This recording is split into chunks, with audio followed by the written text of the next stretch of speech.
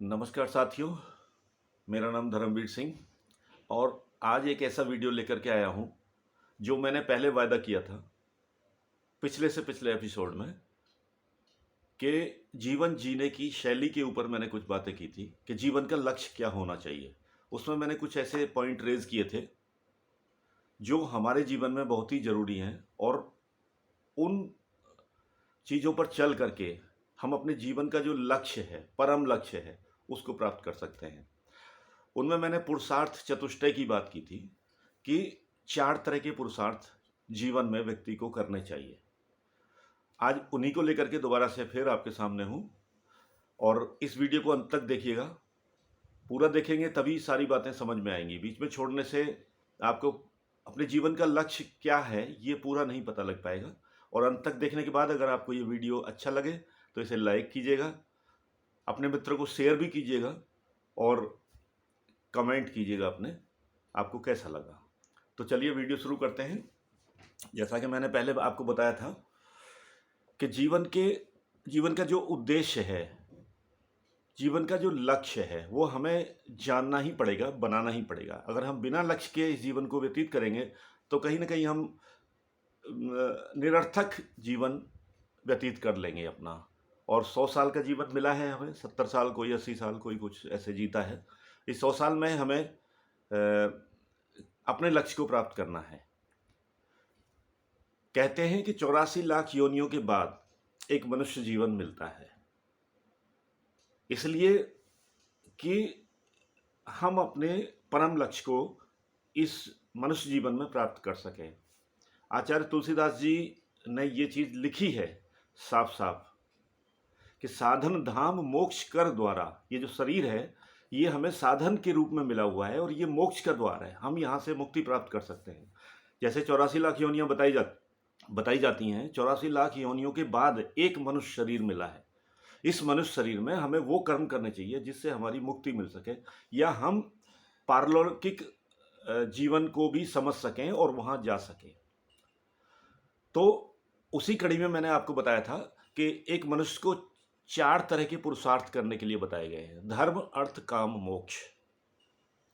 सबसे पहले व्यक्ति को धर्म का पालन करना चाहिए, धर्म का आचरण करना चाहिए। और दूसरा बताया था, जब आप धर्म का आचरण करते हुए अर्थ कमाएं, तो अर्थ का मतलब धन, क्योंकि हम समाज में रहते हैं, संसार में रहते हैं, हमारा परिवार भी है, गृहस्थ आश्रम में रहते हैं। तो गृहस्थ आश्रम में हमारे पूरा परिवार होता है। उस परिवार के जीवन यापन के लिए हमें अर्थ की आवश्यकता होती है। तो हमारा जो आचरण है, धार्मिक आचरण, उस धर्म के आधार पर रह करके हम अर्थ कमाएं और हमारे परिवार की, हमारे समाज की या व्यक्तिगत अपनी जो अभीष्ट कामनाएं हैं उनको पूरी करें। और फिर अंत में धीरे धीरे करते करते करते करते जीवन के अंतिम पड़ाव तक या जब भी आप करना चाहें मोक्ष की तरफ जाएं, यानी संसार से आवागमन से छुट्टी लें। क्योंकि ये संसार कहीं ना कहीं दुख का कारण तो है। इसमें जिसको भी देखो वो दुखी महसूस होता है, चाहे वो अरबपति है, चाहे करोड़पति है, चाहे वो रोडपति है, गरीब है, वो भी कहीं ना कहीं परेशान है। और जो ऊपर है, जो पैसा बहुत है, जिनके पास धन बहुत है, सुख संपत्ति संपदाएं हैं, वो भी कहीं ना कहीं दुखी दिखाई देते हैं अगर आप थोड़ा सा उनके अंदर झांक करके देखेंगे। तो इसी कड़ी में जो मैंने ये 4 बातें बताई जो हमारे शास्त्रों में लिखी गई हैं, उन्हीं में सबसे पहला है धर्म। तो मैं आज इसी पर थोड़ी सी चर्चा करूंगा कि धर्म क्या है। हमारे शास्त्रों में कहा गया है धार्यते इति धर्म, जिसको आप हर समय धारण कर सकें, यानी जिसको धारण किया जा सके वही धर्म है। अब आप सोच के देखिए, आप हर समय किस चीज को धारण कर सकते हैं, तो उसको लेकर के शास्त्रों में बाद में लिखा गया कि धर्म के कुछ लक्षण हैं, जैसे सत्य है, अहिंसा है, करुणा है, श्रद्धा है, विश्वास है, सहानुभूति है। इस तरह के बहुत सारे गुण हैं। अगर आप अंदर जाएंगे, शास्त्रों में पढ़ेंगे ये चीज़, तो वहाँ पर ये चीज़ें मिलेंगी। ये धर्म है। बाकी मंदिर में जाना, मस्जिद में जाना, चर्च में जाना, गुरुद्वारे में जाना, ये धर्म के या धर्म पर चलने के कुछ टूल्स हैं जिससे हम अपने मन को शुद्ध कर सकते हैं। ये हमारी पूजा, इसको दूसरे शब्दों में कहेंगे, ये हमारी पूजा पद्धति है। इससे हम पूजा करके अपने मन को शांत कर सकते हैं, ईश्वर में लगा सकते हैं। और अपने मार्ग में जो पड़ाव होते हैं उनमें ये पहला पड़ाव है कि हम मंदिर जाना। हम सनातन धर्म में मैं बिलोंग करता हूँ, तो सनातन धर्म में जैसे मंदिर जाना है या कहीं ऐसी जगह पे धार्मिक स्थान पे जाना है, तो ये हमारे लक्ष्य की प्राप्ति में मार्ग में कुछ पड़ाव हैं। इन पड़ावों को हमें पार करके अंत में मोक्ष की तरफ जाना होता है। तो धर्म क्या है? धार्यते इति धर्म, यानी जिन गुणों को आप धारण कर सकते हैं और सदैव धारण कर सकते हैं वही धर्म है। बाकी इसके विपरीत जो चीज़ है, जैसे दया है, दया के अपोजिट में मान लो क्रोध है, ईर्ष्या है, इनको हम हमेशा धारण नहीं कर सकते। लेकिन दया है, सत्य है, ये सब चीज़ें ऐसे गुण हैं जो हम सदैव धारण कर सकते हैं। तो हमें क्या करना चाहिए? अपने अंदर इन सद्गुणों का विकास करना चाहिए, ताकि हमारा जो आचरण है शुद्ध हो और कहीं ना कहीं हम धर्म पर चलने का प्रयास करें और अंतःकरण शुद्ध हो। ऐसा करने से हमारा अंतःकरण यानी मन, बुद्धि, चित्त, जो हमारी स्थितियां हैं वो शुद्ध होती हैं। तो इनको शुद्ध करने के लिए ये गुणों को अपनाना ही पड़ेगा, नहीं तो हम धार्मिक नहीं कहलाएंगे अपने आप। तो जब हम धार्मिक नहीं होंगे तो हमारी आगे की मोक्ष की यात्रा में कहीं ना कहीं हमें रुकावट महसूस होगी, यानी वो परिणाम नहीं मिलेगा जो हमें मिलना चाहिए। ठीक है?